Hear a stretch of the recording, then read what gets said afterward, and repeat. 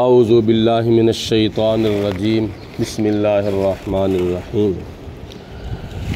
خانہ کعبہ بیت اللہ شریف اللہ تعالیٰ کی ذات بابرکات کا سب سے پہلا دنیا میں تعمیر ہونے والا گھر، تمام مسلمانوں کا قبلہ۔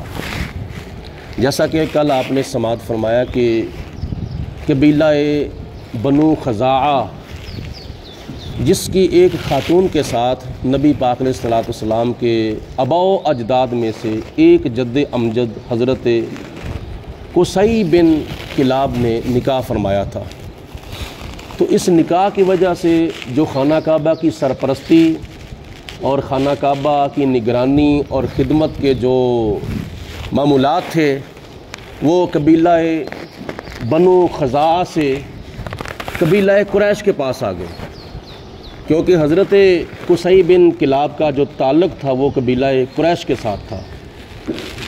تو 8ویں بار خانہ کعبہ کی تعمیر جو تھی وہ قبیلہ قریش نے کی تھی، قریش مکہ نے۔ وہ ایسے کہ جب حضور علیہ الصلوۃ والسلام کی عمر مبارک 35 سال ہوئی تو اس وقت دو وجوہات ہیں خانہ کعبہ کی تعمیر 8ویں مرتبہ قریش مکہ کے ہاتھوں ہونے کی دو وجوہات ہیں۔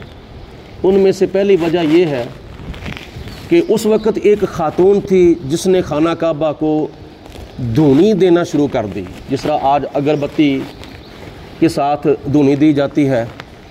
تو وہ کوئی خاتون آئی تھی جس نے کوئی منت مانی ہوئی تھی، اس نے کسی خوشبودار چیز کو آگ لگائی اور خانہ کعبہ کو دھونی دینا شروع کر دی، اور دھونی دینے کی وجہ سے خانہ کعبہ کے غلاف کو آگ لگ گئی، اور آگ لگنے کی وجہ سے کافی خانہ کعبہ کا حصہ جو تھا وہ جل گیا تھا۔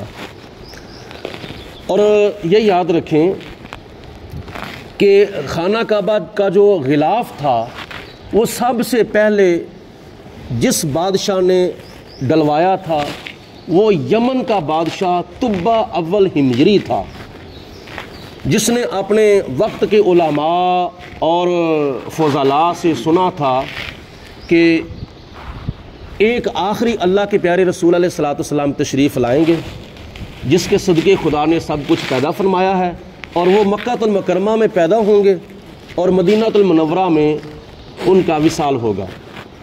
اس نے اسی وقت جب پتہ چلا کہ اس نے اس وقت پھر ایک دورہ کیا مکہ المکرمہ کا اور مدینہ المنورہ کا۔ اس وقت مدینہ المنورہ کو یثرب کہا جاتا تھا۔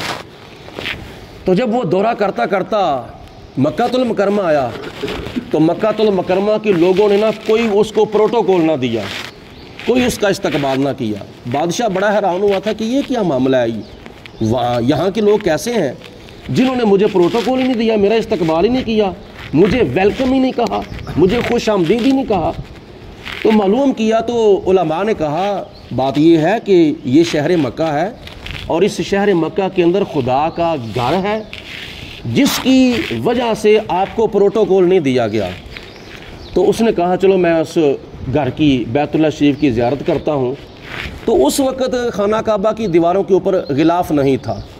سب سے پہلے طبہ اول ہمجری نے خانہ کعبہ کے اوپر غلاف ڈالنے کا اہتمام کیا تھا، اور اس کے بعد پھر وہ یثرب یعنی آج کا جو مدینہ المنورہ ہے وہاں جا کے پھر اس نے سارا اہتمام انتظام وغیرہ کیا۔ یہ حضور علیہ الصلوۃ والسلام کی تشریف آوری سے 1000 سال پہلے کی بات ہے، یعنی حضور کی تشریف آوری سے 1000 سال پہلے خانہ کعبہ کی دیواروں کے اوپر غلاف جو تھا وہ ڈالا گیا، اور ڈالا کس نے تھا؟ طبہ اول ہمجری یمن کے بادشاہ نے۔ اور ایک وجہ یہ بنی تھی قریش مکہ کے خانہ کعبہ کو تعمیر کرنے کی، اور دوسری وجہ یہ تھی کہ دائیں بائیں آگے پیچھے پہاڑ جو تھے وہ بہت اونچے تھے، اور جہاں خانہ کعبہ بنا ہے یہ جگہ چونکہ نیچی جگہ تھی، تو جب بارش پڑتی تھی تو کافی زوردار پانی جو تھا وہ نیچے آتا تھا اور آ کر خانہ کعبہ کی دیواروں کو نقصان پہنچاتا تھا۔ حالانکہ اس وقت درمیان میں کئی بند جو تھے وہ باندھے گئے تھے، لیکن پھر بھی بارش کا پانی جب زور سے پڑتا تھا پہاڑوں کے اوپر سے پانی گرتا تھا تو اتنا زور ہوتا تھا کہ وہ بند جو تھے وہ ٹوٹ جاتے تھے۔ تو اس وجہ سے خانہ کعبہ کی تعمیر قریش مکہ نے کرنے کا اہتمام کیا۔ جب نبی پاک علیہ الصلوۃ والسلام کی عمر مبارک 35 سال کی ہوئی تو اس وقت مشورہ کیا گیا کہ خانہ کعبہ کی دیواریں جو ہیں وہ کمزور پڑ گئی ہیں، لہٰذا ان کو دوبارہ تعمیر کیا جائے۔ اور یہ جو مشرق کی طرف ایک گلائی کے اندر دیوار بنی ہے نا خانہ کعبہ کے دیوار کے ساتھ، ہماری طرف مشرق کی طرف ایسے کر کے، اس کے اندر جتنی جگہ نا اس کو حتیم شریف کہا جاتا ہے، اور وہ پہلے جگہ جو تھی وہ خانہ کعبہ کے اندر تھی۔ جب قریش مکہ نے یہ اس کی 8ویں مرتبہ تعمیر کی تو اس وقت فنڈ چونکہ اتنا نہیں تھا، تو اس گلائی والی دیوار کے اندر جتنی جگہ تھی نا اس کو چھوڑ دیا گیا اور سیدھی دیوار کر کے خانہ کعبہ کو چوڑائی کے اندر جو تھا وہ 8ویں مرتبہ تعمیر کیا گیا۔ اور نبی پاک علیہ الصلوۃ والسلام نے اس حتیم شریف والی جگہ کی اتنی فضیلت بیان فرمائی ہے کہ یہ گلائی والی دیوار کے اندر جتنی جگہ ہے نا، اگر کوئی بندہ حتیم شریف کے اندر نفل پڑھے گا، نماز پڑھے گا، اللہ تعالیٰ اس کو خانہ کعبے کے اندر نماز پڑھنے کا ثواب عطا فرمائے گا۔ یہ اس کی فضیلت ہے۔ تو نبی پاک علیہ الصلوۃ والسلام نے جب دیکھا کہ اپنا قریش مکہ نے خانہ کعبہ 8ویں مرتبہ تعمیر کرنے کا اہتمام کیا ہے، تو جس کے اندر نبی پاک علیہ الصلوۃ والسلام نے خود بھی شرکت فرمائی تھی، اس تعمیر کے اندر حضور علیہ السلام نے خود بھی شرکت فرمائی۔ اور جب دیواریں بلند کرنے کے لیے جتنے بھی قبیلے تھے، جتنے بھی خاندان تھے قریش مکہ کے اندر، وہ سارے کے سارے اپنا اپنا حصہ ڈال رہے تھے، اپنی اپنی کوشش کے ساتھ پتھر لگا رہے تھے۔ جب دیواریں حجر اسود تک آ گئی تھیں تو حجر اسود کو اب نصب کرنا تھا، تو ہر خاندان جو تھا وہ کہتا تھا کہ میں نے یہ کام کرنا ہے، حجر اسود میں نے نصب کرنا ہے، تاکہ میں نصب کروں گا تو میری یاد جو ہے وہ تازہ ہوتی رہے گی۔ ہر خاندان کے اندر کیا نام ہے یہی ذوق و شوق تھا۔ تو نبی پاک علیہ الصلوۃ والسلام نے دیکھا یہ تو لوگ بضد ہو گئے ہیں، تو اس وقت ایک رات کو میٹنگ کی گئی۔ میٹنگ جب کی گئی تو طے یہ پایا کہ یہ رات گزرنے کے بعد صبح کے وقت سب سے پہلے جو خانہ کعبہ میں حاضر ہوگا نا، اس کے فیصلے کے مطابق حجر اسود جو ہے وہ نصب کیا جائے گا، جس کو وہ کہے گا نا وہ حجر اسود نصب کرے گا۔ تو اس کے اوپر سب نے اتفاق کیا، ٹھیک ہے رات گزار لیتے ہیں، صبح جو بندہ سب سے پہلے آئے گا وہ یا خود نصب کرے گا یا کسی کو کہے گا کہ تو نصب کر، اس کے فیصلے کو سارے تسلیم کریں گے۔ تو جب صبح ہوئی، ہوا کیا کہ جو سب سے پہلے ہستی خانہ کعبہ کے اندر تشریف لائی تھی وہ ہمارے پیارے آقا مولا حضرت محمد مصطفیٰ صلی اللہ علیہ وسلم تھے۔ تو لوگوں کو پتہ چل گیا کہ سب سے پہلے محمد بن عبداللہ آئے ہیں، تو لوگوں کا چونکہ پہلے ہی یقین تھا حضور علیہ الصلوۃ والسلام پر، امانت داری اور دیانت داری کی وجہ سے اور سچائی اور حق گوئی کی وجہ سے مکے کے لوگ جو تھے وہ نبی پاک علیہ السلام کو صادق اور امین کہا کرتے تھے۔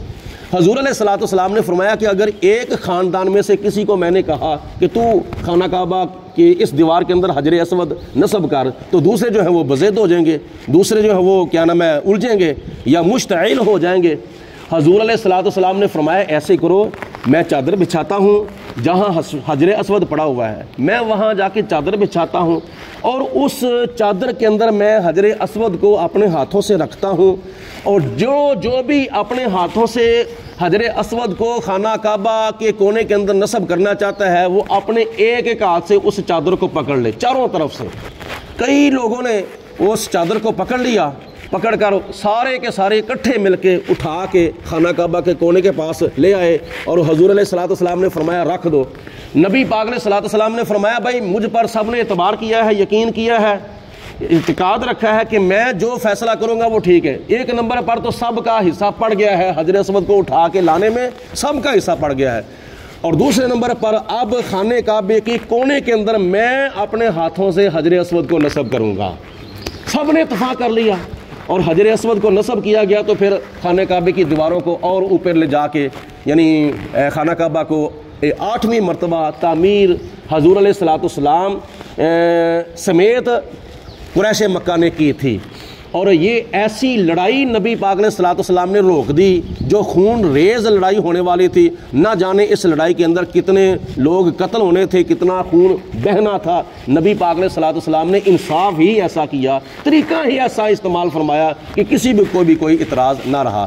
چند نشستوں کے اندر میں نے ابھی تک 8ویں مرتبہ خانہ کعبہ کی تعمیر آپ کو سنائی ہے. یاد رکھیں اور اللہ پاک کی ذات بابرکات سب کو خانہ کعبہ کا حج اور خانہ کعبہ کی حاضری نصیب فرمائے. وآخر الدعوانا ان الحمدللہ رب العالمین. الصلاۃ والسلام علیک یا سیدی یا رسول اللہ وعلی آلک وصحبہ سیدی و حبیب اللہ. الصلاۃ والسلام علیک ورحمۃ اللہ وعلی آلک وصحبہ خاتم النبیین.